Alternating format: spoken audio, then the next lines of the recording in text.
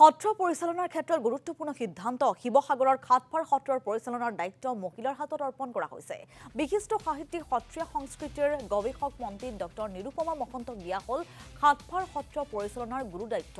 আজি সত্ৰৰ প্ৰয়াত সত্ৰাধিকাৰ লীলাকান্ত মহন্তদেৱৰ বছৰেকীয়া উপলক্ষে আয়োজন কৰা হৈছিল গাম্ভীৰ্যপূৰ্ণ অনুষ্ঠান।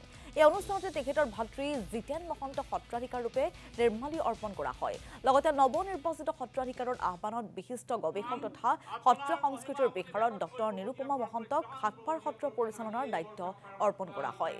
অধ্যাপক ডক্টৰ ননীগোৱাল মহন্তই আঁত ধৰা অনুষ্ঠানটিত সংগীত নাটক বঁটা বিজয়ী সত্ৰাধিকাৰ ৰেৱকান্ত মহন্ত, সত্ৰীয়া পণ্ডিত তথা সত্ৰাধিকাৰ লক্ষীকান্ত মহন্তৰ লগতে বহুকেইজন বিশিষ্ট ব্যক্তি উপস্থিত থাকে। ইফালে দায়িত্ব লাভ কৰি ডক্টৰ নিৰুপমা মহন্তই সত্ৰখন সুচাৰুৰূপে পৰিচালনা কৰি আগুৱাই নিয়াৰ কথা উল্লেখ কৰে।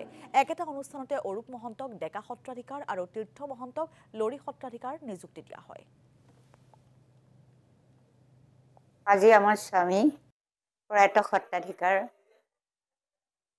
নাট্যকাৰ ধৰ্মতত্ত্ববিদ লীলাকান্ত মহন্তৰ সাম্বৎসৰিক তিথি উপলক্ষে আজি আমাৰ এই সত্ৰত বিশেষভাৱে আয়োজন কৰা হৈছে।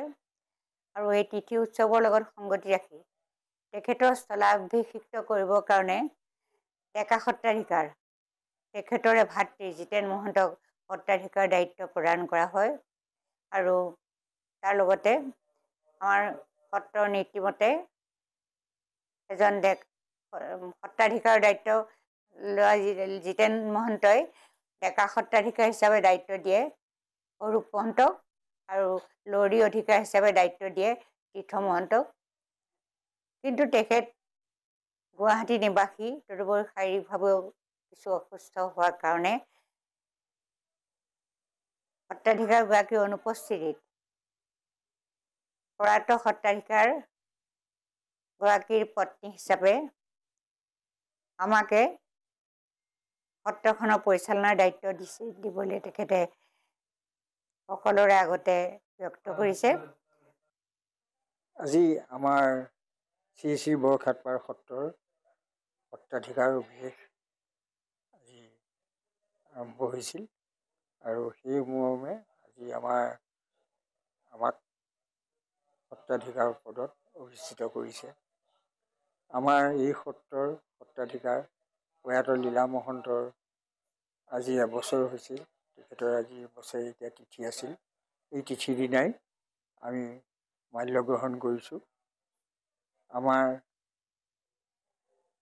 এই সত্ৰৰ সত্ৰাধিকাৰ যিজন এই লীলা মহন্ত প্ৰভুজনাই এই সত্ৰখনিক আমাৰ বেলেগ ধৰণৰ গঢ় দি গৈছে।